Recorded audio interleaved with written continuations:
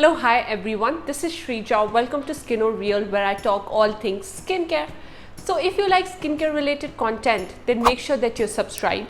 Likewise, you can also follow me on Instagram, where I post more regularly, literally every single day. So last week I discussed few reasons as to why we still keep breaking out even after using the best of anti-acne treatments and best of skincare routines. This is the video that I'm talking about. It's right here. So one of the main reasons that I discussed in that video was the frequent use of anti-acne treatments. And for some reason, this created a lot of confusion among you guys, and I received a lot of DMs on Instagram wherein you guys were like, so should we just get rid of our anti-acne treatments altogether? How to use them properly, etc, etc. So today I'm going to talk about my top 3 favorite anti-acne ingredients and how to use them more effectively for better results.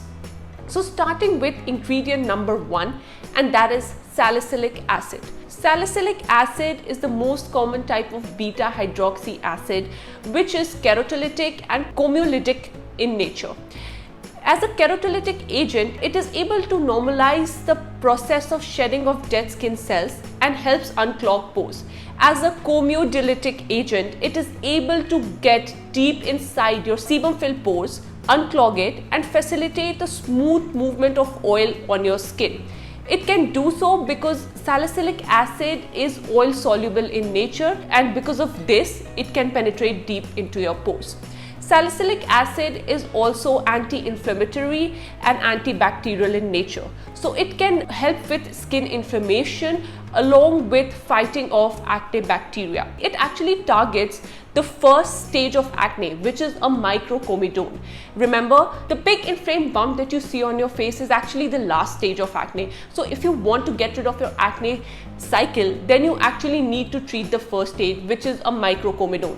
So salicylic acid effectively removes your dead skin cells and treats that microcomedone, therefore giving you relief from that infectious cycle of acne. Now, how to use salicylic acid in your skincare routine? Number 1, use it weekly as a chemical exfoliator in a toner or a serum form. This by far is my personal favorite method of using salicylic acid into my routine, because honestly I see a lot of people using salicylic acid toner every day, and in my opinion that can actually lead to over exfoliation and cause more harm than good. So what I do is that I use a salicylic acid based toner like Paula's Choice BHA liquid on a weekly basis. During summers I use this twice a week or sometimes 3, but that's it, and during winters I stick to using it once a week. Another way of using salicylic acid is in a cleanser form, but be careful. When you're using salicylic acid in a cleanser form, you need to give it some time. Don't immediately rinse off the cleanser. Keep it on your skin for 2 to 3 minutes to let the cleanser do its job.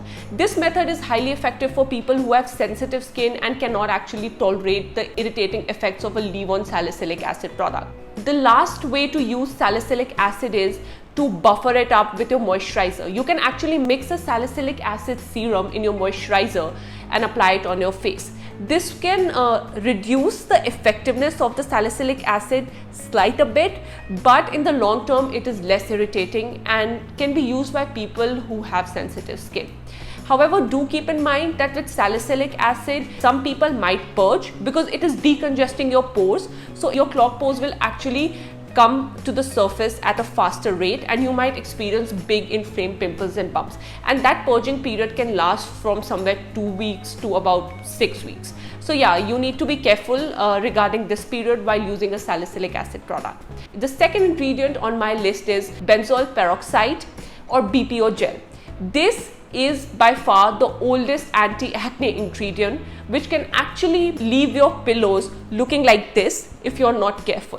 But in my opinion, it is also most reliable as it works in 3 different ways.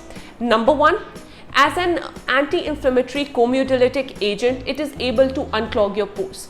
Number 2, as an antibacterial agent, it effectively fights off acne bacteria and inhibits their growth. And the best part is that unlike antibiotics, the bacteria is not going to develop resistance to BPO. And third, as an mild exfoliant, it effectively removes the dead skin cells and keeps your clogged pores at bay. Now, how to use benzoyl peroxide in your skincare routine? There are actually 3 ways to do so. The best method, according to my experience, is the short contact therapy, in which I actually apply my BPO gel to the affected areas of my face and leave it for 10 minutes and then wash it off. Now be careful. I often see people making this mistake of applying BPO gel only on their inflamed bumps or acne. That is a really stupid way to do it, and it is not going to help. What you really want to do is that you want to apply the BPO gel all over the area that is infected by acne or where you experience frequent breakouts. So for instance, if you experience breakouts on your forehead, you will apply the BPO gel on this entire region, leave it for 10 minutes and then wash it off. It is important to do so because the goal of these anti-acne treatments is to stop your cycle of acne and not just to treat the last stage. So if you use BPO gel in this way, it will actually prevent the growth of microcomedones and will give you a relief from your cycle of acne. Another way of using it is using it as a face wash, the same way as salicylic acid. And there are some studies that have shown that this short contact therapy is actually as effective as leaving the BPO gel overnight. However, do keep in mind that leaving BPO gel overnight can actually be really irritating and you can experience extreme dryness and flakiness. I have experienced that, and that's why I don't recommend doing that. For me, this short contact therapy works the best. The last way to use a BPO gel into your skincare routine is to use the sandwich method.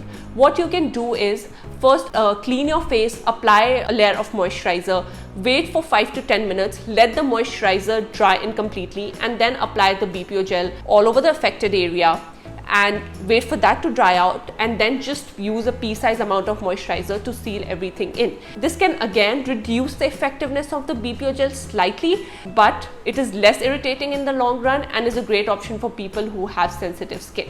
The next ingredient for treating acne is retinols. Unlike salicylic acid, which actually prevents clogged pores, and benzoyl peroxide, which inhibits the growth of acne bacteria, retinol works in a different way by increasing the cellular turnover of your skin. Now this is very important because, as I've said before, microcomedone is the first stage of acne, and if you want to actually prevent your acne, then you need to treat that microcomedone instead of treating that large bump that you see on your face.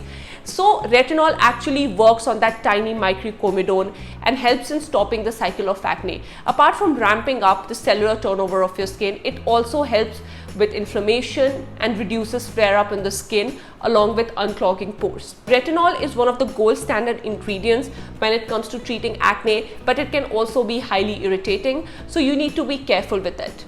Also, there is the purging period related to retinol, wherein your acne breakouts will get worse before they get better. So you need to keep that in mind before getting on retinol. I personally use my retinol serum in combination with salicylic acid. No, I don't use them together in the same routine. I'll tell you how I use it. So on Mondays, I use my retinol serum using sandwich method. Then on Tuesday at night, I will use a salicylic acid toner to exfoliate my skin. On Wednesday, I give my skin a break. Then again on Thursday, I'll use retinol, followed by salicylic acid on Friday, and Saturday, Sunday, I give my skin a break. Honestly, I have personally suffered from acne problems and clogged pores in the past, but right now my skin is pretty clear with few breakouts here and there. So that is the reason I have reduced the uses of these actives.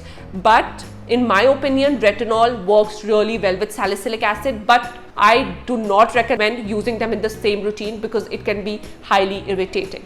Okay, having said all of that, these 3 ingredients are actually very good for treating and targeting your acne issues, but you need to keep that in mind that these ingredients are only going to work if you are going to show patience and commitment. There is no quick fix here. You can't be impatient. There is no online dating business going on where you just keep swiping right. You need to be committed to these ingredients for long term to see any effective results. And that's why I always say that these ingredients, when used correctly and in combination with a proper skincare routine and SPF, can give you long-term results. It's not just one product that is going to help you get rid of your acne problems. Rather, it's a whole routine. And sometimes results can actually take up to 2 months to even show. So please have patience and don't start using everything at once. Just stick to one ingredient at a time.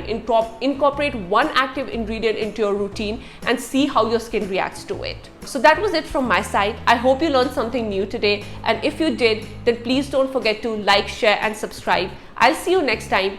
Bye.